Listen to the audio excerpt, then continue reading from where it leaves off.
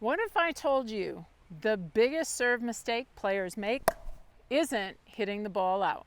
In fact, most players make several serve mistakes that land in the court, but quietly give their opponents an advantage every single point. I'm breaking down the several serve mistakes that I see players make, why they happen, and most importantly, how to fix them so you get an advantage at the start of every single point. Hey everybody, my name is CJ Johnson and I've been teaching pickleball since before it was cool.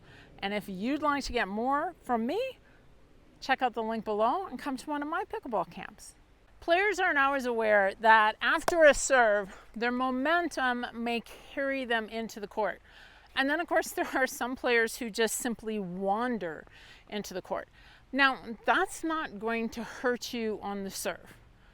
But if you're playing against a savvy returner, they're going to try and hit that ball deep. And by deep, I mean 4 feet from the baseline.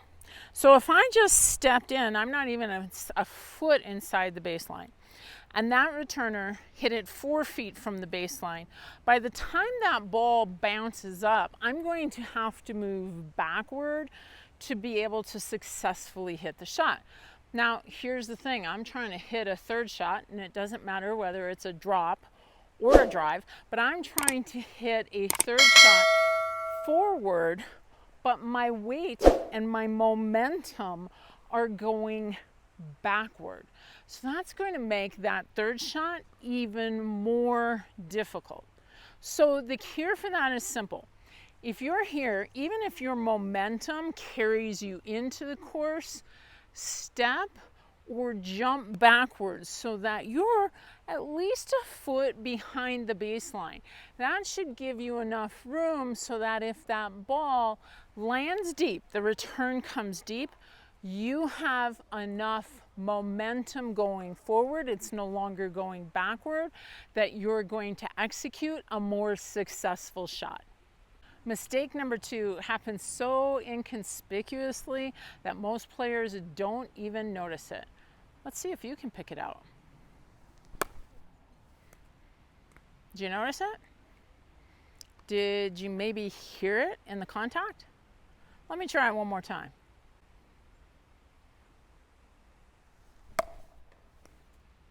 That one you had to notice. I wasn't watching the ball. Now that was pretty dramatic, but it happens a lot with players. They're here, they take one last look at their target, and then they don't adjust back to watch the ball make contact with the paddle. So what you want to do is, once you get your ball in your hand, is take a look at your target on the ground, and then just simply bring your eyes back to your paddle. And the fix here is not just watching the ball, watch the holes on the ball. By watching the holes on the ball, your mind zeroes in on the ball and you have a better chance of making more consistent ball to paddle contact.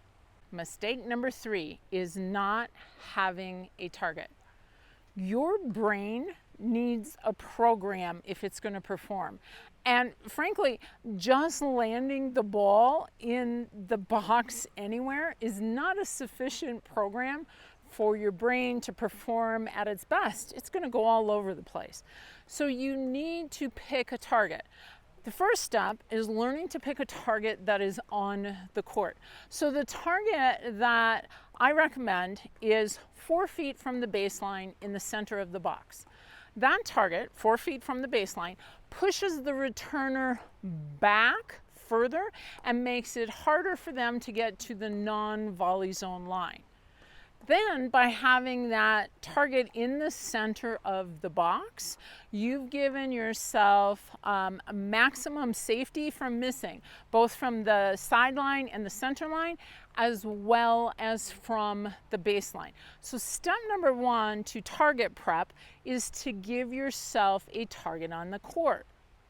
Step number 2 with targets, if you already pick a target on the court, is now to pick a height over the net by connecting your point of contact with your paddle, the height over the net, and the target on the court, you're going to give yourself a greater chance that the serve is going to go to the target.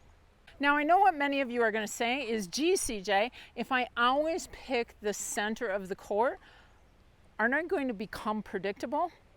Well, here's the thing. I don't know about you, but I am not a machine. Even though my target is 4 feet from the baseline in the center, there are going to be times where I hit it long to the left and to the right.